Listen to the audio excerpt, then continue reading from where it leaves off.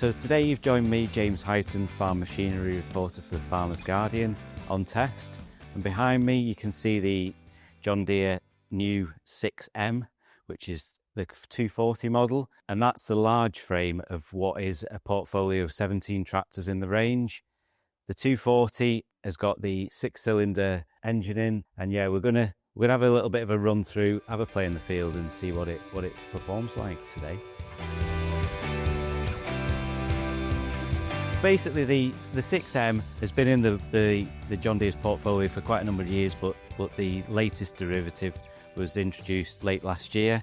We're now seeing the first of those range of tractors come through to the UK market at the beginning of this year now. The 240 is a 264 horsepower tractor that has a rated boost up to 270 horsepower. And previously the 6M series would only probably top out at a 195 tractor. Now you can have that full large frame and extra large frame, taking it right up to an equivalent to a 6R 250. One of the main things about the 6M is that it is, I suppose, a more utilitarian tractor, if that's a fair phrase to use on it. It isn't completely utilitarian by any stretch of the imagination, but compared to the 6R, it isn't that same high-spec premium product. And then obviously that comes with slight compromises, and it depends what the operator wants or the user wants from the tractor, whether that's the right one to use for them. One of the things that you'll find that the 6M has is obviously you can optionally specify it with front linkage and front PTO, but you can't then have the option of a lift and lower button on the side of the front linkage, whereas you would be able to specify that on a 6R variant. The other thing is, obviously the 6M, much like the 6R, still has the TLS front suspension system, but on the back of the tractor, rather than having a hydraulic cab suspension, you'll only be able to specify the 6M with a mechanical suspension unit. And that goes with much of the things throughout the tractor as we discuss them. It depends what the user effectively wants from the machine at the end of the day. Underneath the bonnet, you've got John Deere's own 6.8 litre PowerTech engine. And one of the things that you've got on this tractor is it's a twin turbo, which it's got a fixed and a variable turbocharger on it. Effectively, John Deere claim that this gives a more consistent power boost when it's boosting on its IPM modes. The initial turbocharger is giving a constant charge to the engine, giving it more boost power, and then the second one picks up at higher boost rates, giving it overall better performance. We can see that when we put this on the triple mowers later, just to see how the engine performs it under load as well. One of the things that you've also got on this compared to the 6R is that just behind me, the fuel filters on the front. Obviously this is in a split section compared to on a 6R range where it will be fully integrated as one complete unit with the diesel filter and the pump above at the top. So there's lots of little slight variations that give you that ever so slightly different product at the end of the day. One of the things with this sort of machine might be doing a lot of dusty condition work, whether it's baling straw or whatever. Screens can get clogged up. Obviously the John Deere's got its usual pull-out screens, as well as the cooling pack system, which can be pulled out as well. Now you can also optionally specify a reversing fan just to blow all the dust and debris out of the engine bay as well. So that's probably a nice feature if you are considering doing a lot of contracting work and stuff like that in very dusty conditions. The other thing on this machine is it's got your usual DPF filter and also like your EGR system as well. Everything basically to reduce emissions, as you would see on a standard R series. You'll get in this tractor engine system as well. Another couple of little bits of features that this particular tractor is the LED spotlights that are all round just for a bit extra visibility. It's been spec'd with Michelin tyres, which are more of a premium addition to this tractor as well. One of the other things that you can have, if you do want to go guidance, is you can get the John Deere's G5 Plus terminal just to sit in the front of the screen as well. And it's got the cab roof mounted dock ready to plug and play the receiver as well. At the back end of the tractor, obviously you've got your usual 3-point linkage. Now at the hook ends, it's giving a 9-ton lift capacity on this machine, but then throughout the lifting arc, it's giving a max of 5.1 tons, which is obviously more than ample for this size of tractor and throughout the range for the equipment that it's going to be using. One of the things that obviously you could have maximum is 4 serviceable double acting spool valves. This one currently has 3 on the back of it, but you can have a 4th service, but that is the maximum for the M. If you wanted to also retrofit a hydraulic top link, that would also be a possibility as well. Behind the cowlings, you've got the mechanical suspension. I suppose what you've become accustomed to with John Deere, quite a neat and tidy back end layout. But one of the things compared to the R is you don't get them same premium quick release couplers on the spools. They're more of a traditional setup.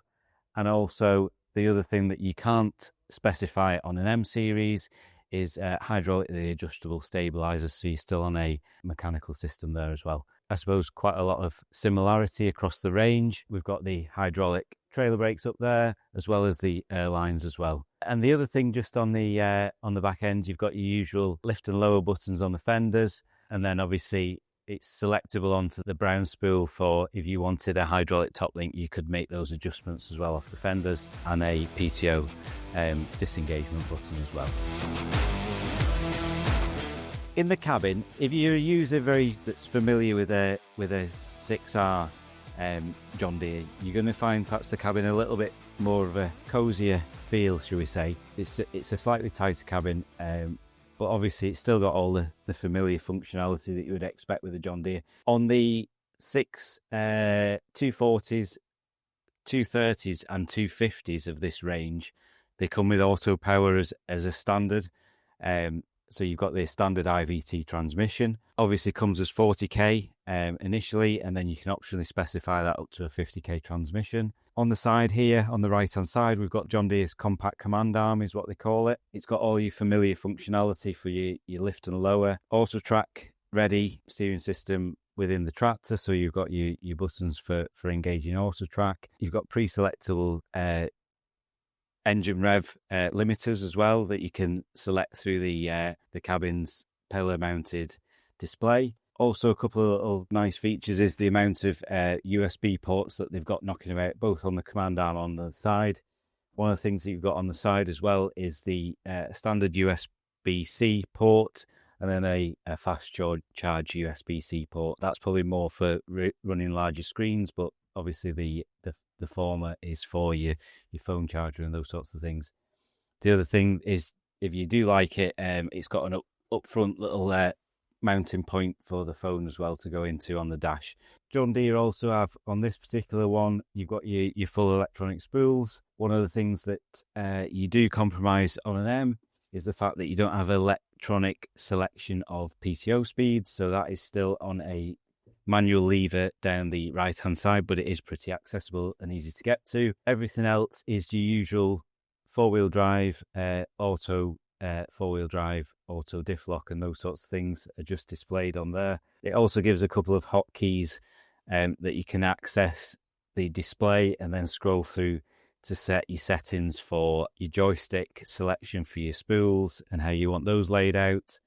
And then obviously whether you want that for functionality for a loader or front linkage, that can also be customizable.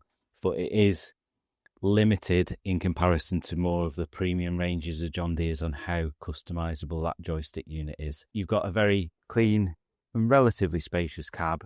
It still has obviously a cool box and your usual Bluetooth radio and the familiarity of a John Deere cabin space within it. One of the things that they've changed from the previous M is the pillar-mounted display screen, and obviously that is fully accessible through the scroll dial, and the 3 green buttons here navigate through most of the controls in there, and obviously you can set up your flow rates on your spools, and then obviously functionality of the transmission and other little bits and pieces through that screen as well. One of the things that is quite a nice feature is the 330-degree windscreen wiper on the front, and then obviously we've got drop-down blinds to the front and the rear of the cabin as well.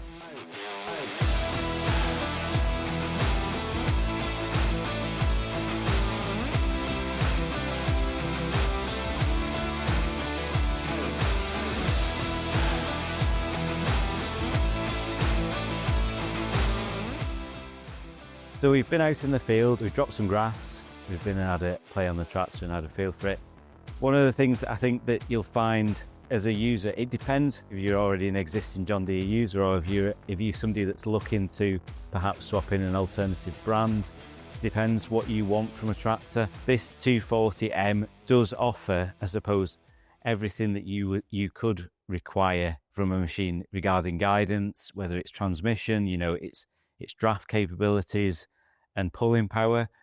But it depends whether you still want that real premium feel in the cabin, which you don't quite get the same with the M series. It ultimately where you want to is going to be the crux of the deciding point, whether you can accommodate the small compromises that this machine has, or whether you want to make that financial leap up into a more premium spec 6R. For a functionality point of view, it's performed and done everything we wanted to do on test. One of the things that we did find was like the joystick functionality, although once you had an understanding of how to use it, it still has not the customization ability that you could get on a 6R. So you have to understand truly what you want from a tractor before you perhaps take the plunge on a 6M. But yeah, it's still a really good performer out the field and on the road. Ultimately, it's a good all-round performer. It's up to the buyer at the end of the day whether they feel it's the right product for them.